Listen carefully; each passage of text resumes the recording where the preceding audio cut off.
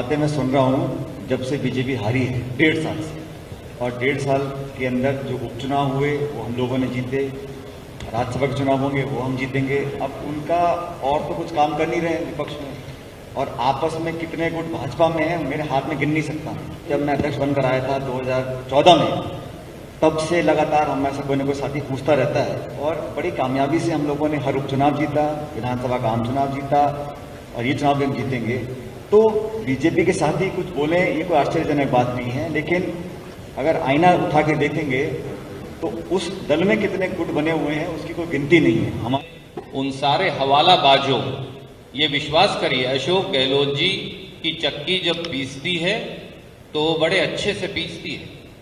हर हवालाबाज और हर वो आदमी जो हमारी सरकार को अस्थिर करेगा, कानून उसके खिलाफ कार्रवाई करेगा और उसको ऐसी कड़ी सजा मिलेगी देश के कानून के अनुरूप कि वो उसका एक उदाहरण लोग दिया करेंगे। पर जो स्थिति है पूरे देश के अंदर, कर्नाटका में हुआ क्या मालूम आपको, मध्य प्रदेश में क्या सबको मालूम है, और राजस्थान में जब हमारे बीजेपी नेता टेलीफोन करेंगे हमारे कांग्रेस के लोगों को, इंडिपेंडेंट को, उनको हम क्या कहेंगे।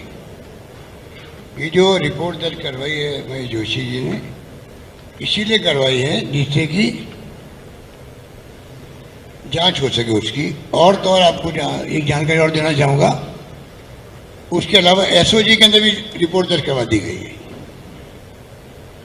जिससे कि जो ऑर्गेनाइज क्राइम करने वाले लोग हैं पैसा ट्रांसफर कैसे करते हैं, कहाँ से करते हैं, उसकी जानकारी मिलने की संभावना बढ़ जाएगी। तो एसओजी के अंदर भी कंप्लेंट करवा दी गई, ये भी मैं आपको जानकारी देना चाहूँगा। जी ने कहा इस देश के अंदर केंद्र सरकार ने ना तो कोई देशव्यापी नीति बनाई श्रमिकों के लिए, और लॉकडाउन के बाद जो लगातार अर्थव्यवस्था चरमरा रही है उसको सुधारने के लिए कोई पुख्ता कदम उठाए नहीं है। उसका दुर्गामी जो इफेक्ट है वो हम सब देख रहे हैं। राजस्थान में हम लोगों ने मेहनत कर कर न सिर्फ श्रमिकों को, प्रवासियों को और ग्रामीण क्षेत्र के अंदर विशेष रूप से नरेगा के माध्यम से लोगों को मदद करी है। इस चुनौतीपूर्ण समय में किसी को बेवजह आकलन करने की ज़रूरत नहीं है, क्योंकि राज्यसभा के चुनाव पहले होने थे, लॉकडाउन हो गया, उसको पोस्टपोन किया गया। लेकिन हम लोग जानते हैं कि जो सरकार चलाने का काम हो रहा है उसमें सभी विधायकगण हमारे साथ खड़े थे, खड़े हैं और खड़े रहेंगे। वेणुगोपाल जी और नीरज दांगी जी ने नामांकन भरा था कुछ समय पहले, और आज सभी साथियों से, और आप में से कुछ दोस्त पूछ रहे थे कि यहाँ क्यों बुलाया, वहाँ क्यों बैठे, कि हमारे दल के लोग हैं, कोरोना में 3 महीने आपस में मुलाकात नहीं हो पाई थी, तो खुले में, क्योंकि घरों में सोशल डिस्टेंसिंग मेंटेन नहीं हो पाती, इसलिए कल और आज यहाँ इस होटल में मीटिंग करने का हम लोगों ने मन बनाया, और लगातार एक दूसरे से संपर्क करेंगे। लेकिन जितना बहुमत आंकड़े में है, मैं ऐसा मानता हूँ कि संभवतः उससे ज़्यादा मत हमारे दोनों उम्मीदवारों को मिलेगा। और वेणुगोपाल जी जो संगठन महासचिव हैं, हमारे राजस्थान के जो इंचार्ज अविनाश पांडे जी, रणदीप जी, तमाम साथी जो दिल्ली से यहाँ पे आए हुए हैं, हम सब अपने विधायकों से बात कर रहे हैं, और सभी लोगों ने एक स्वर से मीटिंग के अंदर भी और मीटिंग के अलावा भी ये कहा कि कोई कितनी भी कोशिश कर ले, लेकिन राज्यसभा के चुनावों के अंदर 19 जून को जब मतदान और मतगणना होगी तो हमारे दोनों उम्मीदवार जितना बहुमत है उससे ज़्यादा मत प्राप्त कर कर संसद में जाने वाले हैं। जहाँ तक राजस्थान और देश की बात है, मैं समझता हूँ रणदीप जी ने भी इस बात का जिक्र किया, मुख्यमंत्री जी ने भी कहा कि संक्रमण को रोकने के लिए जो कदम उठाए उसमें देश दुनिया ने हमारे काम को सराहा है। हमारे चिकित्सा मंत्री यहाँ रघु शर्मा जी मौजूद हैं, मिलकर चाहे क्वारंटाइन करना हो, चाहे जागरूकता फैलानी हो, sanitisers, mask, ventilators, oxygen bed, हम सब लोगों ने, केंद्र सरकार ने अभी तक राज्य सरकारों को कोई स्टेट स्पेसिफिक फंडिंग नहीं दी है। सिर्फ घोषणाएं की हैं 20 लाख करोड़, इतने लाख करोड़, लेकिन राजस्थान को या किसी अन्य प्रदेश को कोई भी आर्थिक मदद देने का काम आज तक नहीं किया। रोज प्रेस कॉन्फ्रेंस होती है वित्त मंत्री महोदया की, लेकिन एक भी राज्य को आर्थिक मदद देने का काम नहीं किया। बावजूद उसके सीमित साधनों के बाद अर्थव्यवस्था बिल्कुल 80% हमारा रेवेन्यू कम हो गया, उसके बावजूद भी हम सब लोगों ने काम किया। जैसा आप सब लोग जानते हैं 51 लाख लोग आज नरेगा में राजस्थान में काम कर रहे हैं। पूरे हिंदुस्तान में सबसे ज़्यादा श्रमिक अगर रोजगार पा रहे हैं तो राजस्थान में पा रहे हैं। तो हम लोग अपना काम लगातार कर रहे हैं, जनता काम से संतुष्ट भी है, और इस राजनीतिक घटनाक्रम में मैं समझता हूं जो वास्तविकता है वो हम सब लोगों को 19 तारीख को देखेगी, जब दोनों हमारे उम्मीदवार भारी बहुमत के साथ जीतकर यहां से दिल्ली जाएंगे। वो खरीद फरोख्त आयाराम गयाराम भ्रष्टाचार की राजनीति के पथ प्रदर्शक बनकर क्यों खड़े?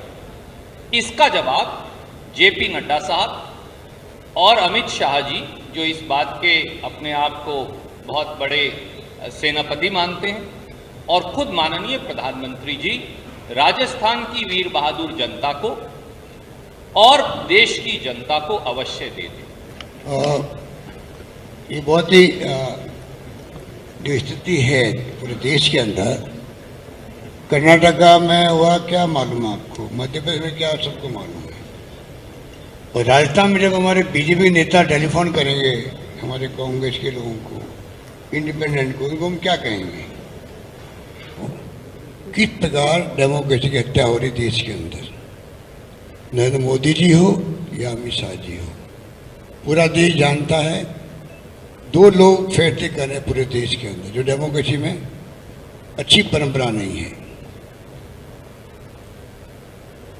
सुरजेवाला ठीक कह रहे थे कि कौन दर्द बांट रहा है। मैं सोच रहा था कि कौन दर्द बांट रहा है, कौन दवा बांट रहा है, ये फैसला करना पड़ेगा।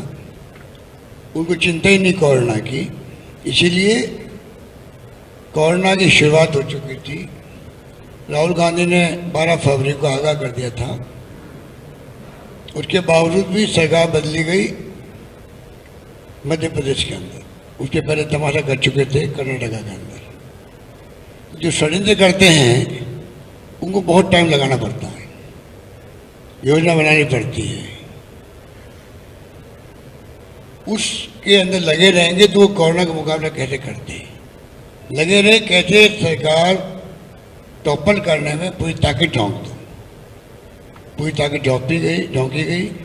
तमाशा सबने देखा, वो आपके सामने। ये हालात में आज देश चल रहा है।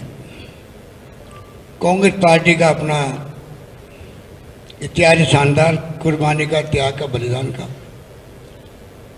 मोदी जी कहते थे कांग्रेस मुक्त भारत बनाएंगे। कांग्रेस मुक्त कभी होगी नहीं देश से, देश के रग रग में घुसी हुई है, देश के डीएनए के अंदर है। पर मोदी जी, उनकी सरकार, उनकी पार्टी,